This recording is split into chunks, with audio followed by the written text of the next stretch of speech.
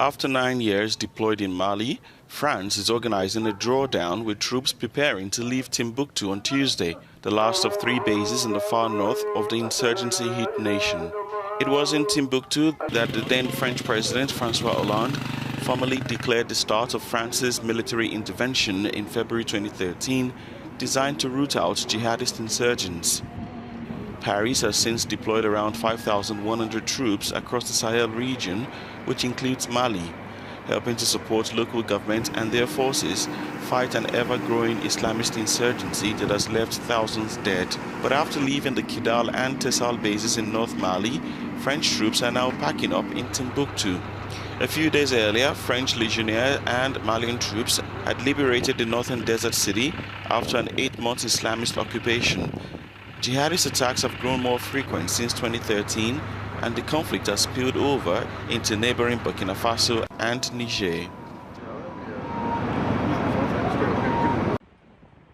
With only days to go until scheduled elections meant to cap Libya's long political transition and unify the war-torn country, many instead fear a return to violence. In Tripoli, a few have expressed little optimism towards the election that have without any doubt been waited for a long time since the toppling of the long-time ruler Muammar Gaddafi.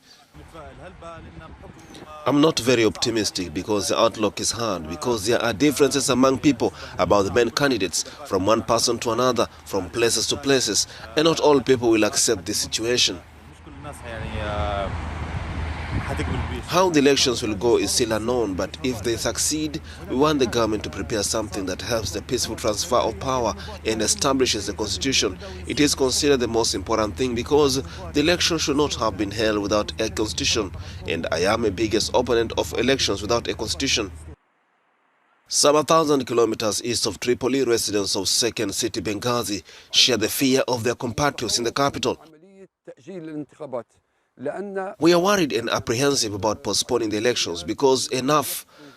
We have no desire for the same faces we have now to be at the forefront. We want a new government, a president, a new elected parliament, a constitution, and move forward. We've had enough of going around in the same place for 10 years. We have a great hope that the elections will put an end to the chaos that took place in the country and this state of rupture and division that is passed through. As Libyans, we have great hopes that the elections will end the 10 hard years that the Libyan state have gone through. Libya's elections have been overshadowed by political maneuvering and lack of an agreed legal framework.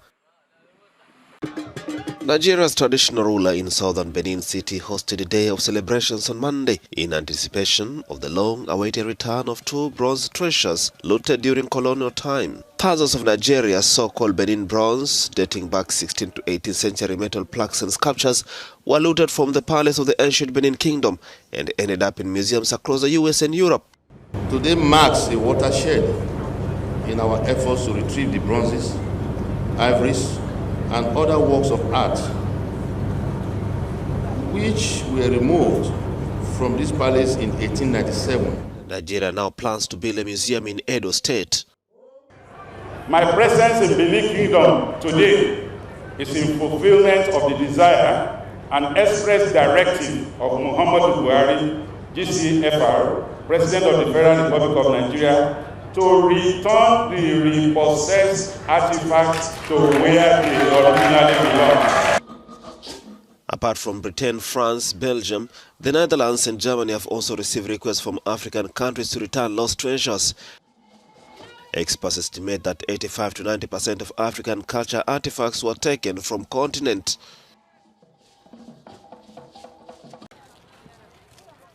Cameroonians continue to leave the northern town of Kuseri to seek refuge in neighboring Chad following inter-community clashes which, according to Office of the High Commissioner for Refugees, left 22 people dead and around 30 injured. Clashes between herdsmen and fishermen who disagree over the management and use of water broke out on 5th December in Kuseri, leading to the departure of over 30,000 people to the neighboring Chad. It is regrettable because it's the people who have lived together. To our great surprise, there is conflict. We are disturbed. Even on the other side, we are disturbed because we are invaded by our own relatives.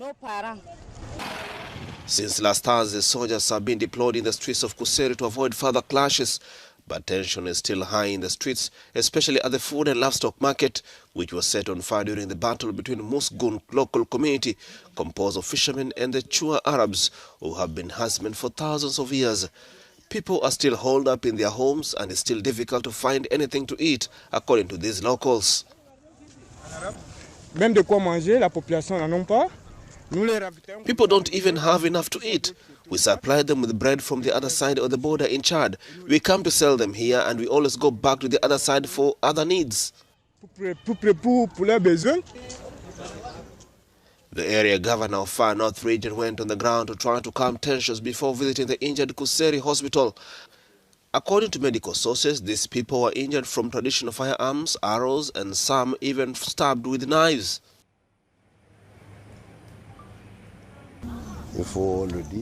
We must say that the situation is becoming more normalized and people are accepting each other, coming to their senses and implementing the directives of the head of state, namely, the desire to live together, as we said, on the eve of an event as important as the CAN that we are going to host very soon.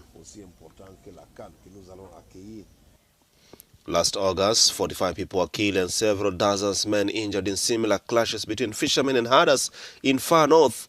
More than 20,000 Cameroonians had taken refuge in Chad and 8,500 had not yet returned, according to UNHCR, when new clashes broke out.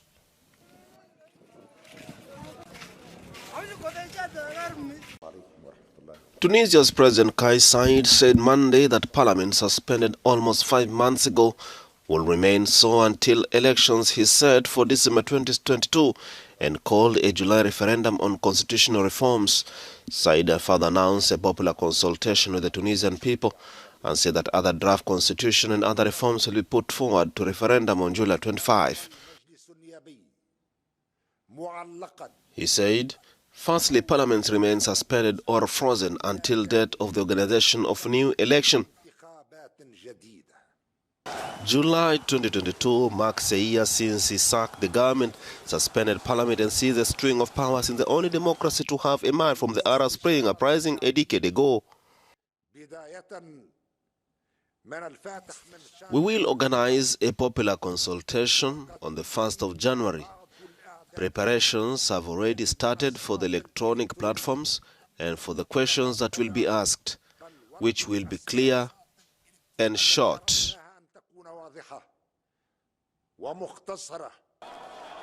His move came as the North African country wallowed in political and economic crisis compounded by the coronavirus pandemic.